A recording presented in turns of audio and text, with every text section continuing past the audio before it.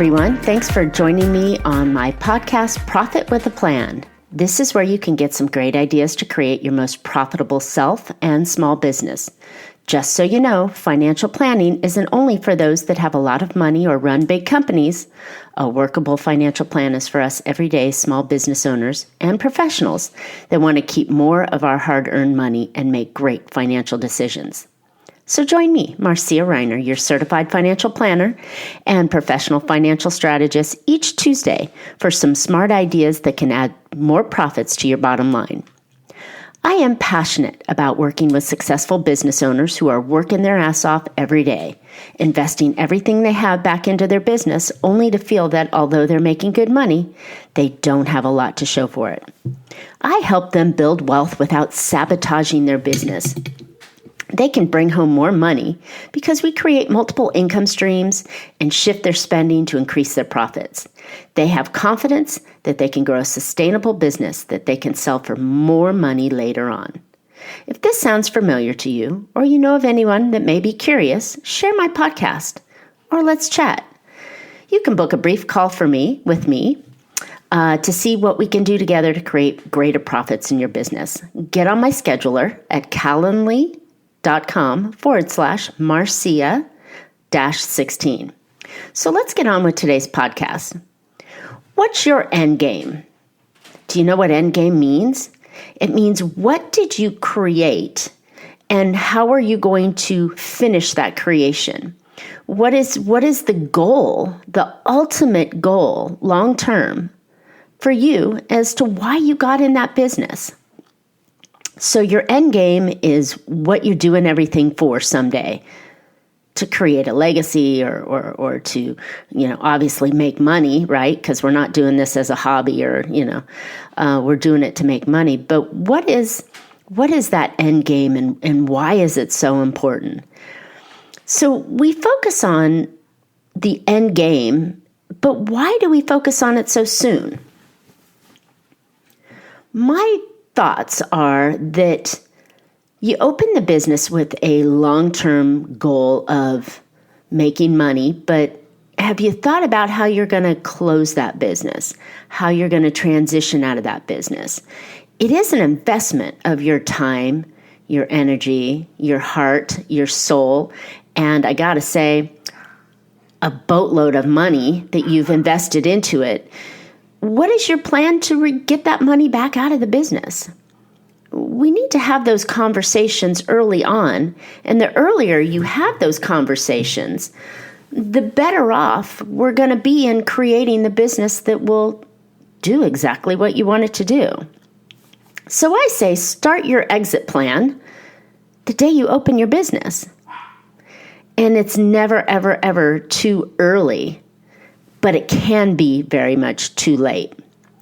An excellent time period that I coach a lot of my clients on, or an ideal time period, is a minimum of 10 years. So if you know that you want to stop working or sell your business or give it to your kid or sell it to a borrower, a buyer, or even an employee, you've got to have the strategies in place early on. And it's never, again, too early for that. So there are many ways that we're going to end our game of the business. Hopefully it's a planned end, right? But there are many instances where it's not planned. Maybe you get sick. Maybe your partner passes away. Maybe your partner's wife decides that they want a divorce, which could screw up your business. Maybe there's an injury that causes different situations, or your product fails or whatever. Those are all unplanned. You can prepare a risk against them, but it is traditionally unplanned. The best thing for us to do is focus on what is planned. And if we can do that in the best way, you can always make moves and positions to get your business in the right spot. So, the other part of focusing on your end game so soon is defining the way you set up and run your business. Imagine when you bought your home and you thought, okay, the realtor said, well, this is a great home because of all the things you want to do with it, but it also has great resale value, right? You buy your car because most of us won't run our car into the ground. We're going to want it to hold its value so we can sell it in the future. So we want you to think about how you set up your business, what corporate structure or ownership style you have in the business, what kind of systems and processes you run in your business, all so that you can potentially, ideally, sell your business sometime in the future. You can also have in your planning, and the focus on it is to attract employees and potential buyers because you do have a game plan. You do know what the options are and the direction you're going to head in with this business, and it's attractive to people that you want to become part of your team. Could be investors, could be employees, could be buyers, could be just people that want to support you because you've got a long-term game plan and you know exactly where you're going with this business. You never get in your car and just drive, right? You have an end. You're going someplace. Your end game is where you're going. And again, because you put all your blood, sweat, tears, money, time, sleepless nights on your business, don't you want to get something back from it? I'll tell you a little story. My mom was a pioneer in the mortgage industry, in the 80s. And she created a business that was process-oriented and directed, where big banks and mortgage lending firms came to her because she had these great ideas on these processes and systems. But she didn't plan long term. She always kept saying, well, I'll sell my business. I'll sell my business. Opportunities to sell her business came. She didn't take them. And what she ended up with at the end was a nice copier. And the market had changed a little bit, but she kept going and she kept changing, but she didn't evolve and she didn't stay on her planning track.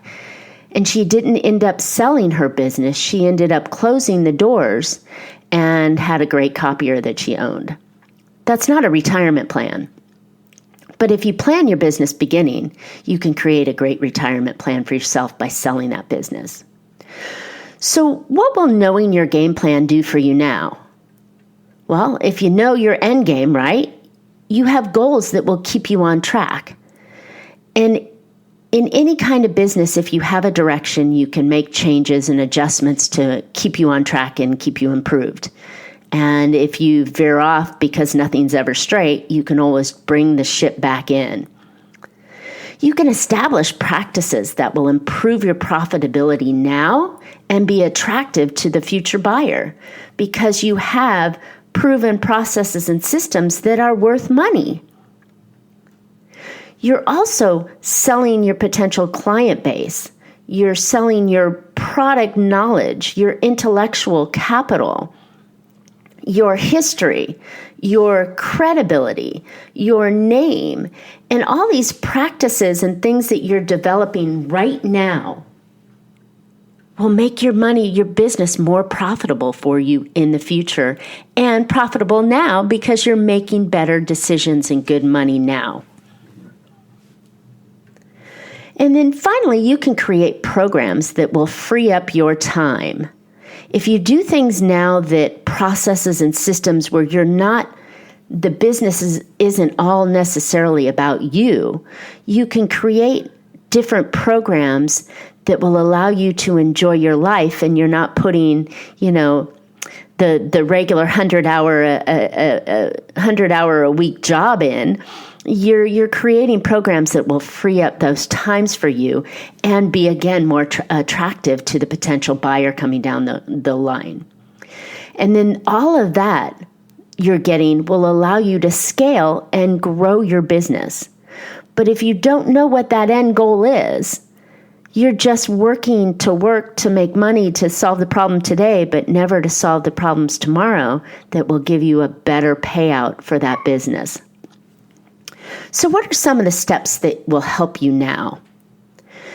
Ultimately, you want to find out what that business is going to look like. What is your dream? What is the desire? If I were to align the planets and it was a beautiful sunny day and everything worked, what would that business look like for you in the future? How big would it be? How many products would you be servicing, or solutions would you provide?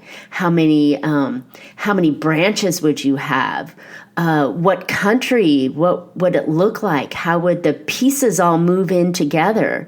Would you have a big building? Would you have a small office? Would you have an ideal dream job where you're working on the computer all the time and you could work from the mountains or the beach? What does that look like to you? So that's the first step you want to have. And dream big. The next step you want to do is to come up with a time horizon. We can't do this for the rest of our life. We hopefully love our business and practice, and we want to continue to do it, but at some time in our life, we want to sit back and enjoy it, right? Maybe work a little less or do the official rocking chair retirement. Maybe you want to consult or you want to do something different, but have a time horizon. In the next 10 years, in the next 20 years, in the next 30 years. How old are you? Life is lasting a lot longer, and if we take care of ourselves and have a good life while we're having it, you'll be more healthier to continue to have that long life. But how long do you want this business to run, and how long do you want to be in that business? Another piece that you can do is, how much do you think right now, or even in that future, how much do you think your business is worth? How much would you be willing to pay for it now versus later? What values are you offering the potential buyer? So start to think on things that are worth value. Is my client database or my solutions or my product or my service worth money? With that, as you develop your business and evolve your business, you can start to think about what products and solutions and even the repeated nature your clients are going to purchase your service or product will add value to the value of your business.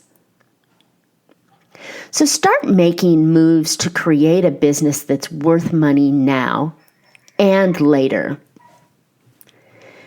And then how much more do you think you could get for your business if you were to create those systems and processes right now? Remember, it's not you that is the business. You created the idea, the product, the service that you're creating. But it's better if it's not you that is the business, that it's the business that you are creating. So try and think about that one a little bit. If you're not the business, and so Marcia Reiner's business, and I want to sell it to Bob Smith, then can Bob Smith come in and assume Marcia Reiner's position and continue on with the business? So you want to think about that. Granted, it is your idea, your baby, your concept, your solution, your service, but is it repeatable by somebody else? Try not to be the thing that is the business. Something to think about.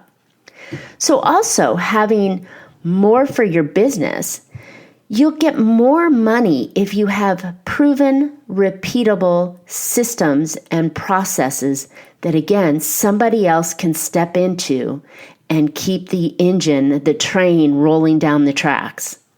So as you're developing your business and growing and scaling your business, if you have those processes and systems that are documented, they're standard operating processes that you have, that somebody else, again, that isn't you, could step in and do that. Now, that also puts you in a position to create mini yous, right? And then coming back to freeing up your time. If you have processes and it's not you that the clients are buying or the service is buying you can create other people to come in and expand and scale the business because you have processes and systems and ways that your clients can use the business.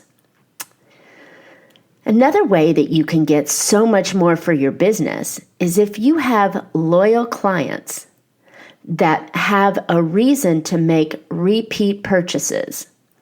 So if your clients come back because they need to replace something every once in a while, or they need to get more services from you because you've created more services, or the services need to be redone and checked in on, then your product isn't a one and done. Your service isn't a one and done. It's one and multiple. So when you sell your business in the future, if you have loyal clients that repeat purchase, then those clients are worth a value of the amount that they purchase each year or each month or each however often cycle that they go through. And if you can create those, they are capital inside of your business as well. So now we've got the opportunity of having someone else step in. You've got repeatable, loyal processes and systems, repeatable, proven processes and systems. You've got loyal clients that make repeat purchases and are happy with you. And you also can create happy, long-lasting employees because they feel like they have skin in the game in your business, and they treat it like it's their own business. Now that has a couple-fold idea with it. If you create long-lasting employees and you've got the systems and everything in here, you could be grooming future buyers of your company along the way, as well as not having to retrain them and go through all of that. And, just the rehiring process is quite costly time and money to hire new employees. But you could also be grooming potential buyers for your company. If they love the company, love the product or service, and they love the environment they're in, and they're treated well, you could start, like I said, grooming them to take over. Now, there are ways that you can groom them to take over and processes and systems that you can put in place that will allow that employee who doesn't have $1 million to just write you a check and buy out your company.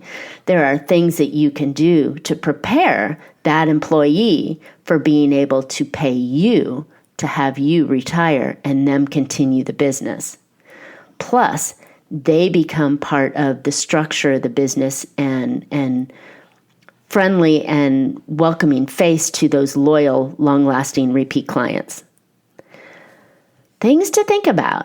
I got to tell you, the end game should really be your day one start. Because when you look back and you say, okay, I'm focusing on the end game of my business on day one, and I'm putting all the systems and strategies in place, and I'm attracting the right people, and I'm creating a product that says that it's going to be long-lasting, and I've got everything in there, and it's not all about me, right? It's about what we offer as a company. Your company will be worth so much more when you decide to step away from it, that it now becomes a valuable retirement piece for you. You can create an income stream from that company. You can consult back with the company. You can have stock. You can have whatever it is that you gain out of that company, as well as a stream of income later on in life. Many of us employees forget to pay ourselves, many of us small business owners forget to pay ourselves because we're shoving it all back into the business. Wouldn't it be nice if I had a plan and a way to tap my business in the future so I can have the life in retirement that I want because I did all the steps early on in my business? See, it's that circle. You got to keep working the circle on it. I hope you found this information valuable in your business and you think about what it is that you can do in your business today to make you more profitable, have more control, and to set those plans in place so that you can walk away from your business sometime in the future and not just hold on to a copier, right? I hope you got that idea. So, what I'd love to do is hear back from you and any ideas you have, feedback or questions, communicate with me. Reach out to me on any of my social channels. Some of them have been down for the last couple of weeks due to a glitch at Facebook, but my Instagram's back up and I've got Facebook and LinkedIn all at Bella Financial. And then myself, Marcia Reiner, or on my website, which is in process of being revamped, is bellafinancialgroup.com. See, you always have to change. If there's only one thing, there's always going to be change. Don't forget to subscribe to my podcast. You won't want to miss future podcasts. And please make sure that I'm not the best kept secret. Share this podcast with your friends. If you follow me, I'll share my gift with you, which is my first step in financial planning, which is getting financially organized. And it's a little workbook. And I'll take care of you on that. You can catch me, this podcast on Profit with a Plan podcast on any of your favorite players, thanks to Podbean, iTunes, iHeart, Google Play, Stitches, and any other podcasting platform that you listen to. So looking forward to make more profitable information on next week's show. And until then, make your plans and profit with them.